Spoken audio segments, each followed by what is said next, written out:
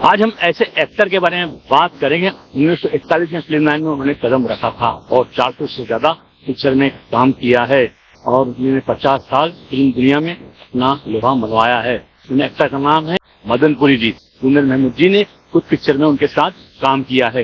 देखिए इंडिया आज की खास रिपोर्ट। आज कुंदन महमूद जी के साथ हम बैठे हैं बांद्रा के काटा रोड पे और हमेशा की तरह इस बार भी एक्टर के बारे में बात करेंगे और यूं तो बहुत एक्टरों के साथ जिन्होंने काम किया है। इसी वाले जुनैद महमूद जी हमेशा बताते कि मैं बहुत तकदीर वाला हूँ जो इतने सारे बड़े कलाकार का काम किया। आज हम ऐसी ही बड़ी शख्सियत के बारे में बात करेंगे। नाम है मदनपुरी जी। मदनपुरी जी से आपकी पहली मुलाकात कब हुई तो किसी पिक्चर में काम किया हमारे दर्शक जानना चाहेंगे। इंडिया के देखने सुनने वालों को मेरा सलाम, नमस्कार, सत्याकाल। सलाम भाई। मदनपुरी साहब हम अंकल बोलते थे, अब भी अंकल ही बोलूंगा उनको। मदन अंकल जैसे मुझे कलाकार इंडस्ट्री में उनके जाने के बाद अब तक तो आए नहीं है। खैर वही बात आपके सवाल की कि मेरी पहली मुलाकात उनसे, मुलाकात क्या सलाम दुआई होती है, क्योंकि हम उपकार के लिए गए हुए थे मनोज कुमार जी की फिल्म के लिए। तो वहाँ पे बस जैसे एक कलाकार को देख के एक बच्चा कैसे खुश होता है, तो वो मेरा खुश होना था, मुलाकात नहीं थी। तो मैं खुश हुआ था, बहुत खुश हुआ था। बाद में जब ब्रह्मचारी लग गई हमारी, तो ब्रह्मचारी लगने के बाद में थोड़ा सा नाम हो गया मेरा, तो फिर अच्छे अच्छे रोल मेरे लिए बनने लगे, तो फिर मेरी मुलाकातें बढ़ती गई। तो उस दौर में सिल्वर जुबली के फंक्शन बड़े मनाए जाते थे, मुहूर्तें बड़ी अच्छी पैमाने पे, बड़े अच्छे पैमाने पे हुआ करते थे। तो वही एक बहाना था जब हर कोई इकट्ठा हो जाता था और अपने हाल अहवाल या अपनी फैमिली के बारे में, अपने बारे में सारी जानकारियां, वो एक दौर था जब होती थी और लोग पूछते थे और बताते भी थे। तो सब मुलाकातें मेरी ज्यादा बढ़ी उनसे। जी। कितनी फिल्में साथ में काम किया?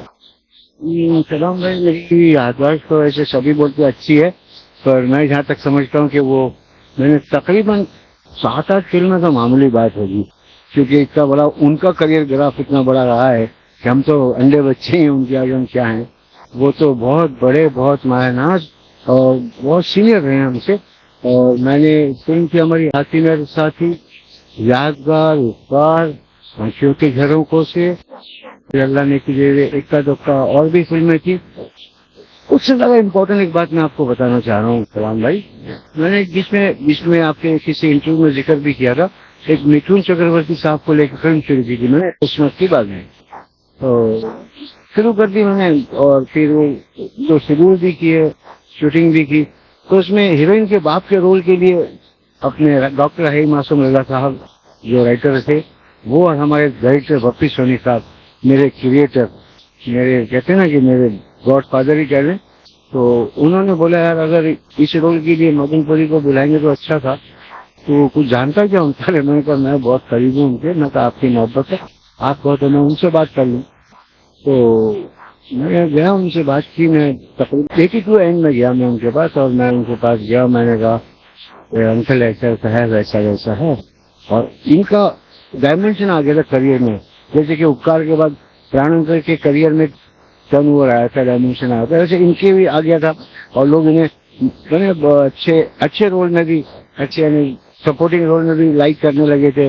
मुझे याद एक फिल्म की दुल्हन वही जो पियामन भाई, उसके बाद तो इन्होंने पीछे मुड़ के देखा ही नहीं, इन्हें सपोर्टिंग रोल में कमाल ही किया। फिर बाद में तो मैंने उनसे सारी कैरेक्टर की लाइन बताई, मैं कहा ये कैरेक्टर है हीरोइन के फादर का है और इम्पोर्टेंट रोल है वगैरह वगैरह।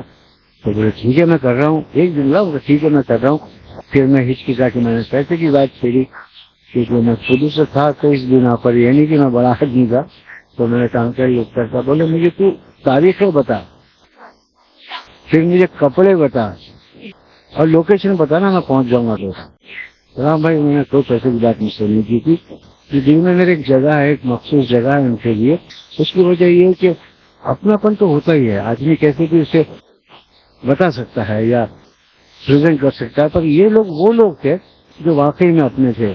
और मदन अंकल के बहुत नोटिस रहा हूँ और बड़ी काम जो किया काम अपनी जगह पे, उसके अलावा जो एक अपनेपन की बातें इनके साथ रही है वो मैं तो भुला नहीं पाऊंगा जी। तो वो मेरी फिल्म के पैसे जो उन्होंने नहीं मांगे, वो मुझे कभी कभार याद आती है बात, तो मुझे दिल में उनकी इज्जत का कहते ना पैमाना और ऊपर आ जाता है जी। ये तो मदन पुरी साहब बहुत बड़े एक्टर थे। इनके छोटे भाई थे अमरीश पुरी जी। अगर अमरीश पुरी जी की आवाज की बात करें, मदन पुरी जी की आवाज की बात करें, अगर घर में हम लोग सोते भी रहे, टीवी ऑन रहे, तो आप समझ जाएंगे कि ये अमरीश पुरी जी की आवाज, ये मदन पुरी की आवाज है। इससे आप क्या कहेंगे? ऐसे फिल्म लाइन के अंदर कई एक्टर है जिनकी आवाज आप सोते रहोगे तो आवाज सुनने से पता चलेगी ये फला फला एक्टर की आवाज है। सलाम भाई, यही बात अमरीश शंकर जी, अमरीश पुरी साहब की बात तो मैं बाद में करूंगा, पहले आप मजे की बात सुनिए कि जैसे आपने शुरुआत में कहा कि मैं बहुत नसीब वाला हूँ, बड़े बड़े लोगों के साथ काम किया। मैंने मदन पुरी जी के बड़े भैया चमन पुरी अंकल के साथ भी काम किया है। उसके बाद में मदन अंकल के, बाद में अमरीश अंकल के, तो मैं तीनों के साथ काम किया। सलाम भाई जी, और इंडस्ट्री में ऐसे शायद गिने चुने लोग हुए जिनमें से मैं को और छोड़िए मजे की बात सुनिए। उनके साथ जाते हैं रमेश पुरी, जो डायरेक्टर हुए थे, उन्होंने फिल्म रफ्तारी बनाई थी। तो मैंने रमेश पुरी के साथ भी काम किया जब ये शक्ति समानता साथ के असिस्टेंट डायरेक्टर थे। फिल्म थी हमारी पति प्रथा। तो भाई कमी को बहुत नजदीक। और हाँ, अमरीश पुरी जी की आवाज का सवाल है तो मेरे ख्याल से एक ही हुई अभी तक इंडस्ट्री में। यानी वो बोलते थे लोग समझ ही जाते कि आप कौन बोल रहे हैं। तो बड़ी गरजदार आवाज, बड़े भयंकर एक्टर, और फिर उन्होंने भी थोड़ा डायमेंशन आया, वो भी थोड़ा पहले के मिले जुले रोल करने लगे और इसमें सेंटिमेंट आते हैं वगैरह वगैरह। तो फैंटास्टिक मल्टी टैलेंटेड पीपल थे। और मैं बड़ा नसीब वाला हूँ कि मैं चमन पुरी अंकल, मदन पुरी अंकल और अमरीश पुरी अंकल सबके साथ रहा। अगर मदन पुरी जी की पिक्चर की बात करें तो बहुत सी पिक्चर उन्होंने हर एक्टर के साथ उन्होंने काम किया है। विलन का भी काम किया और विलन का काम भी लोगों ने कराया है। अगर उनकी एक्टिंग की बात करें तो आप क्या कहेंगे? मैंने तो कहा मल्टी टैलेंटेड कहा, मैंने वर्ड यूज किया मल्टी टैलेंटेड। ये विलन लगते थे तो आप यकीन कीजिए दिल में ऐसा था कब जाके इनको अपन वो गुस्सा करे या भड़क जाते थे हम बेकाबू हो जाते थे इनकी परफॉर्मेंस देखकर। ये वो पहले भर के विलन रहेंगे। और यही बात जब ये हाथी साथी में समीजान की अब्बा बने थे, वो भी उनके फादर बने, वो इतना प्यारा मेच्योर परफॉर्मेंस है उनका। अपना देश फिल्म देख लीजिए, क्या फिल्में गिना मैं आपको, क्या क्या फिल्में गिना। और वाह वाह, वक्त पिक्चर आ गया आपको, वक्त दिया के पास आपकी। तो उसमें इतने बड़े बड़े दिग्गज थे और बीच में एक हिंचमैन होते हैं, बलबीर नाम होता है इनका। और हमेशा हर बात को रहमान साहब के उसमें चाकू खेलते हैं वो, और चाकू खोलने के बाद में फिर रश में जाते वो ना भूलने वाले जिंदे। क्या बताऊंगा, बहुत बड़े लोगों ने जो जगहें बना के गए हैं ये, वो सीटें खाली रहेंगी। इंडस्ट्री खत्म होने वाली को नहीं, अल्लाह ना करे खत्म हो, फिर जब कयामत तक ये लोगों का नाम दिया जाएगा, जब तक इंडस्ट्री कायम रहेगी तब तक। मदन पुरी जी की बात करें तो उन्होंने हर पिक्चर में अच्छा काम किया। अगर एक पिक्चर में शुरुआत के दौर पे अगर नाम लो, जैकी श्रॉफ जी का हीरो पिक्चर आई थी, हीरो पिक्चर में भी मदन पुरी जी ने बहुत अच्छा काम किया था और अमिताभ बच्चन जी के साथ भी बहुत अच्छा काम किया था और लोगों ने भी सराहा। लेकिन मदन पुरी जी के नाम पे ऐसा कुछ मैंने बम्बई के रोड पे सड़क पे नाम नहीं देखा। इससे आप क्या कहेंगे? ऐसी शिकायतें तो आपको हर कलाकार के लिए होगी चला। अब मदन अंकल आप मेंशन अकेला कर रहे हैं, वो पाई गार्डन मातुंगा में रहते थे बड़ा लोगों का। और मुझे याद है तो जब मैं कहता हूँ कि हमारा ही सिक्का खोटा हो तो मार्केट को क्या दोष देंगे आप कि चल नहीं रहा है। तो कुछ कमियां हमारी इंडस्ट्री के लोगों की हैं और हर बार बोलते मुझे भी अच्छा नहीं लगता इस बात को दोहराना। पर जो लोग बड़े लोग हैं, हमें आने वाली जनरेशन के लिए कुछ करना चाहिए। उसकी मैं बताऊं कि इनसे तो लोग परफॉर्मेंस सीखे हैं, कलाकारी सीखे हैं। कलाम भाई ये सब मंजिल वो लोगों जिन्होंने रास्ता दिखाया है, समझे हमें।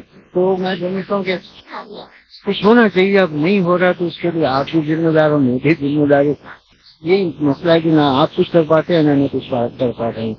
तो ये होना चाहिए था। और स्टेट गवर्नमेंट ऑफ महाराष्ट्र अगर थोड़ा सा कोऑपरेट करे तो कोई बड़ी चीज नहीं हो जाएगा इंशाल्लाह। मदन पुरी जी आपको किस नाम से पुकारते थे और सेट पे आपसे किस तरह से पेश आते थे, ये जरा बताएंगे? मुझे जूनियर ही बोलते थे, जूनियर अगर आप ही हो, मुझे सजा की बात करते थे। मोस्टली सभी एक्टर पंजाब में बात करते थे, पर मैं से बहुत खुल के बात करते थे। यादगार की शूटिंग करते थे हम गए थे उदयपुर, वहाँ से तो बीकानेर आउटडोर था और क्लाइमेक्स वगैरह वहाँ किया था। बड़ी कटकी रेत और क्या माहौल देखा था हमने, क्या माहौल देखा, ऐसी मेहनत वही हम लोगों की। तो ये मुझे जूनियर ही करके पुकारते थे। जिन्हें गल सुनो अगर आजा खुशी किया हो जाओ, तो एक बच्चे को जैसा ट्रीट करते ऐसा करते थे, और मुझसे पंजाबी में बात करते तो बड़ा अपनापन लगता था। सलाम शख्सियत की जरूरत की बात करें, सचिन जी आपके जो दोस्त हैं, उनके वालिद का काम किए थे मदनपुरी साहब ने, उस टाइम पे शूटिंग के दौरान किस तरह से रहते थे वो जरा बताइए। बड़ा अच्छा माहौल होता था सर, हमारे बहुत अच्छा माहौल होता था। उस दौर में कोई ईगो, बड़े छोटे का कोई ये कोई तमीज नहीं थी। इस दौर में ये था कि एवरी सादा बंदा तो एवरी सादा बंदा है, मैं भी ना का ये कैसा माहौल होता था। Whole ambience was just like unforgettable, और मुझसे आज भी नहीं भुलाया जा रहा है, और इंशाल्लाह आइंदा भी भुलाया नहीं जाएगा, क्योंकि मैं इन चीजों से बहुत ज्यादा कम आज कम अक्रॉस ना, मुलाकातें कम होती हैं इन चीजों की आजकल, तो वो चीजें बहुत याद आती हैं, हैमर करती हैं। जी जूनियर भाई से एक सवाल करूंगा, तो वो सवाल मैं अपने आप से भी कहूंगा, क्योंकि हम ऐसा कोई किसी से बात करेंगे जो फिल्म लाइन से हटके है। जूनियर भाई दुनिया के अंदर जो आया है, हर किसी को जाना है, लेकिन हर किसी ने एक सोशल वर्क किया, हर आदमी ने कोई छोटा कोई बड़ा जितने अपने हिसाब से किया। तो मैं कहता अपना किस्सा बताऊंगा, मैंने एक सोशल वर्क किया था, और उसके बाद आपसे पूछूंगा आपने सोशल वर्क क्या किया फिल्म लाइन से हटके गए। एक 15 साल पुरानी बात है, मैं बड़ा अंका में रहता था, आदमी रहता, तो रात की नींद नहीं आती हमको, तो रात को 2 बजे रात से पहले निकल गया घर के बाहर। तो एक बस स्टॉप है, बस स्टॉप है, उस बस स्टॉप से निकल मेरे ख्याल से 65 साल 70 साल के आसपास हो, तो ऐसा ठंडी में आकर रह गए। तो मैं देखा अंकल चाय पियेंगे, तो साइकिल वाले चाय वाले रात में घूमते मुंबई शहर में, तो मैं उनको चाय कॉफी दिया, और फिर घर के फिल्मी अंदाज में घर से ब्लैंकेट लाया, उनको उड़ाया। तो उड़ाने के बाद उनसे एक किस्सा सुना, क्योंकि हर मजहब के अंदर धर्म चेंज करते हैं, अगर तो हिंदू है तो मुसलमान बनता है, मुसलमान हिंदू बनता है, ऐसे हर मजहब में आदि बल्दी होते हैं, बनते हैं। तो वो हस्ती का शख्सियत जो थे, उनसे उड़ाने के बाद उनसे मैंने पूछा आप कहाँ से, तो बोले मैं पंजाब से हूँ, हरियाणा से, और बॉम्बे ट्रेन में बैठा, कैसे आया मुझे पता नहीं है। तो बोला आज इतने आता भाई क्या हुआ आपको, तबियत आपकी ज्यादा खराब दिखी है। तो बोले मेरा नाम शेख है, लेकिन मैं शेर अली बना, कुरान शरीफ पढ़ा मैं, और तुम्हारे सरकार के लोग मेरे अगेंस्ट हैं, तो उन्होंने मुझे करण दिया। तो जो पूरे बताएंगे मैं किसी तो मैं अंकल मैं सुबह आपको 9 बजे मिल जाऊंगा, तो वो टाइम दिया, मैं सुबह 9 बजे पहुंचा बस स्टॉप पे। तो देखा तो पूरे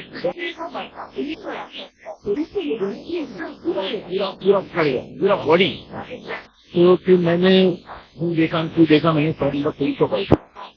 पुलिस आई, और मुंबई पुलिस को सलूट मारता हूँ मैं, पुलिस आई, उन्होंने हाथ उठाया उस आदमी को, मैं उसके ले गया, और परिवार की तरफ से कोई साइन करने वाले नहीं था, तो मैं साइन किया, और उनके 4 बॉडी निकाली गई, और निकाल पूरी बॉडी स्वस्थ हुआ।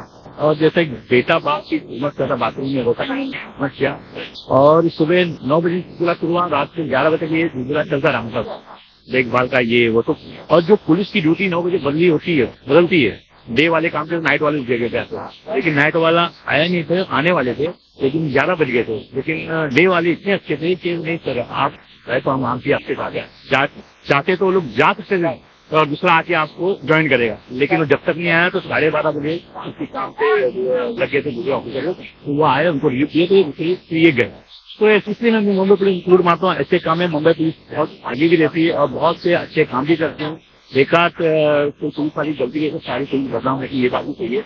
अभी ये तो मैंने मेरे शिक्षक की बात किया, लेकिन उसके बाद 3 या 4 दिन तक मैं कंटिन्यू जाता रहा हॉस्पिटल में जाता रहा। एक दिन ऐसा हुआ कि मैं हॉस्पिटल में गया तो अंकल थे नहीं, तो मैंने पूछा नर्स से कि अंकल कहाँ गए, तो उन्होंने कहा कि वो डिस्चार्ज हो गया। तो मैं परेशान हो गया, एड्रेस को तो था नहीं, आता पता था नहीं। जूनियर भाई एक दिन ऐसा होता है, 2 साल के बाद बेंडे बाजार इलाके से गुजरता हूँ मैं, और रमजान का महीना था, वो जो रास्ते पे जमीन पूछते ना, वो कपड़ा और गाड़ी पूछते कपड़ा बेचते, पैसा के लिए खड़े तो नहीं नजर जाती मुझे। तो मैं देखता हूँ, और अरे अंकल आप शेर अली बने हो, तो मैंने सलाम आप, तो एकदम रो दिया, और मेरे को गले मिले, तो गले मिलने के बाद मैं भी इमोशनल हो गया, और इतनी खुशी मिली मेरे को। कुछ बाद बोला आप कहाँ रहते, तो बोले एक संस्था जो सीनियर सिटीजन को रखी है, उनके माध्यम से मैं रह रहा हूँ, और एक रोजगार मिला है, और उसमें मैं रहता हूँ, दिन मेरी कोटर। तो एक मेरे साथ एक किस्सा हुआ था, और मुझे याद आता है, ऐसे किस्से तो बहुत होते हैं, लेकिन एक यादगार किस्सा जब भी याद करता हूँ मुझे ऐसा होगा कि मेरे हाथों से एक अच्छा काम होगा। मैं अभी आप चाहूंगा आपकी जिंदगी में ऐसा कोई किस्सा हुआ जो आप हमारे साथ शेयर करेंगे प्लीज। क्या होता है कि हम लोग तो बंजारे हैं, कलाकार जो होते बंजारे हैं, बड़ा सफर तय होता है हमारा। तो स्टेज शो ज्यादा करने से हमारा ये होता है कि ट्रैवलिंग काफी हो जाती है, नए नए गाँव, नए नए शहर, नए नए माहौल में जाना मिलता है, नए नए लोगों के नए नए मिजाज से वाकफियत होती है।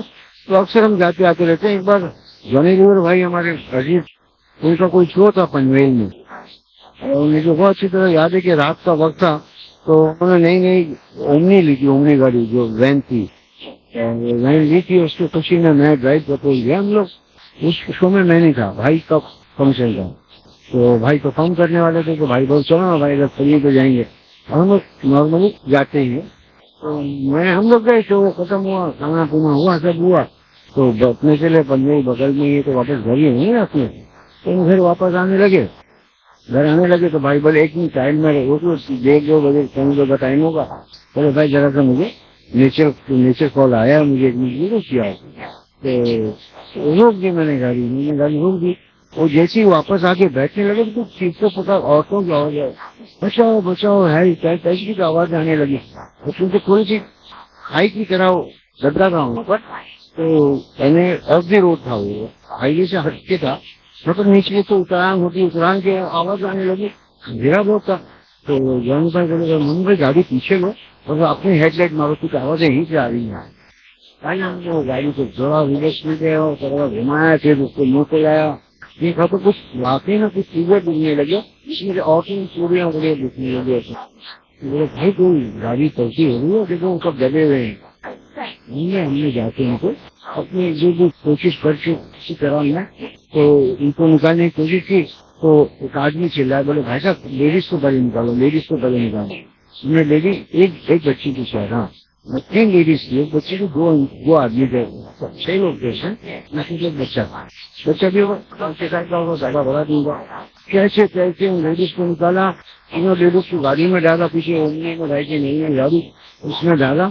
हम सीधा बोले हम लोग हॉस्पिटल में, हमने एक हॉस्पिटल में, तो प्राइवेट वालों ने घुसने नहीं दिया, वो स्ट्रगल में टाइम दिया। अरे भाई एक्सीडेंट हो गया तो देखते रहे, इमरजेंसी केसेस जगह तो इंसान ने पूरा इसमें भी उसने नहीं दिया। फाइनली एक प्रिंसिपल डॉक्टर ने जो हॉस्पिटल का, वहाँ हम गए, इनको बिठाने का, बैठे हम लोग वापस आते हैं, उनको बिठा के गए, वो मर्दों को लेने गए, जो जेंट्स को जो वहाँ दबे हुए, वापस गाड़ी वहाँ के गए, उनको लेके आया वगैरह वगैरह वगैरह, जाके कैसे कैसे हमने अंदर बिठाया उनके। इतने में ये तो पुलिस केस है, तुम लोग पुलिस को, किसी को पुलिस को बोलने का मौका नहीं मिलेगा, मगर पुलिस केस है तो हमें कुछ होगी, ये नहीं कहा तुझे, पर इनका इलाज कर लीजिए सर, क्योंकि तस्वीर आ रहे हैं और बहुत पेनफुल है, जिस तरह इसकी अच्छी तरह लग रहा है कि बहुत दर्द नहीं वगैरह वगैरह वगैरह, इतना कुछ बातें कर लीजिए। पुलिस आए होंगे रात को, जब नाइट पे आए, उन्होंने आते पहले क्या जुमला पूछा, ये लोग के बदन में कोई घड़ी, चेन, अंगूठी, पैसा वो लिया क्या तुम लोग, पहले वो बताओ। सब ये क्या मतलब है, मेरा था ऐसी हरकतें आप हमारे लिए सोच के दे सकते हैं सर। अरे नहीं, ड्रामा बहुत होता है, लोग किसी को मदद करने के बहाने पर ऐसा करता कमाल लंबा कर ले तो ऐसा होगा। उन्होंने बोला सलाम नहीं, मेरा लगा मैं क्या बयान करूँ, मैंने ये कहना बोले पहलापन पर करती है, सबको औजारों में काम पे लगा दिया उन्होंने, और वो सब चलू रहा, खत कुछ चल रहा।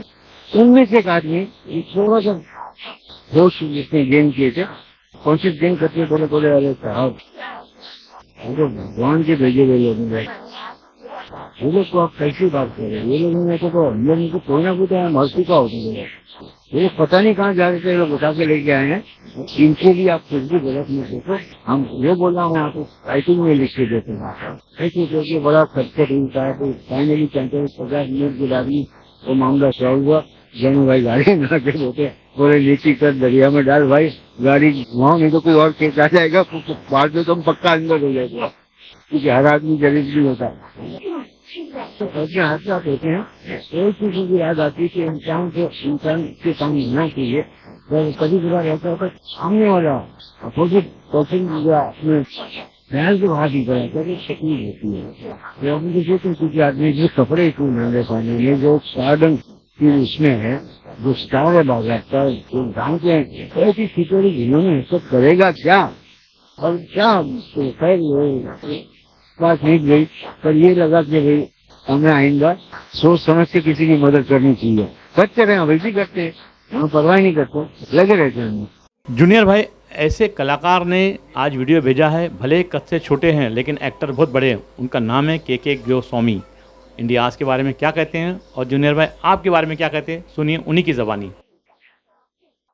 नमस्कार, प्रणाम, सत श्री अकाल, अस्सलाम वालेकुम। मैं हूं आप सबका प्यारा के गोस्वामी। इंडिया आस्क ये ऐसा शो है जिसमें हमने जिन बड़े बड़े महान हस्तियों को हिंदी बड़ी बड़ी फिल्मों में देखा है, जो स्टार्स रहे हैं, सुपर स्टार रहे हैं और जो हमें छोड़कर चले गए, उनकी कहानी बताते हैं हम सबके रिस्पेक्टेड आदरणीय जूनियर महमूद साहब। जूनियर महमूद साहब के मैं बहुत बड़ा फ़ैन हूँ। मैं ही क्या, पूरा भारत फ़ैन है, पूरा भारत का, विश्व में जहाँ भी हमारी बॉलीवुड की फिल्में लगती है, जूनियर महमूद साहब को सबने याद रखा है। आज तक 40 साल से उन्होंने बॉलीवुड की सेवा की है और अब भी कंटिन्यू सेवा कर रहे हैं इंडिया आस्क के थ्रू। तो इंडिया आस्क आप देखें, मैं भी देख रहा हूँ, आप भी देखिए। और हाँ, आप सबको हमारा इंडिया आस्क कैसा लगता है कमेंट में ज़रूर लिखें। आप चाहें तो अपने दोस्तों को ये इंडिया आस्क शेयर करें ताकि हमारी महान विभूतियों को जो लोग नहीं देख पाए हैं वो लोग भी देख सकें। मैं दिल से आभारी हूँ जूनियर महमूद साहब का, जिन्होंने इंडिया आस्क के द्वारा हमारे महान विभूतियों को हम सबके बीच लाया, उनकी कहानियाँ सुनाई। उनकी कहानी जूनियर महमूद की जुबानी। भाई मैं क्या कहूँगा, दुआएं करेगा, दुआएं देखना है, उनके घर में बढ़ाऊँ तो जिंदाबाद। बहुत अच्छा बोल रहे हो, बहुत अच्छा बोलने लगे भी हो और मैं बहुत पुराना जानता हूँ, ये छोटा भाई है मेरा। गॉड ब्लेस यू, ठीक है, लेते रहिए भैया, थैंक यू सो मच। देखा आपने के गोस्वामी ने इस तरह से वीडियो बना के भेजा। इसी तरह से आप भी वीडियो बना के इंडिया आस्क पे भेज सकते हैं। मैं इंडिया आस्क के लिए सलाम काजी।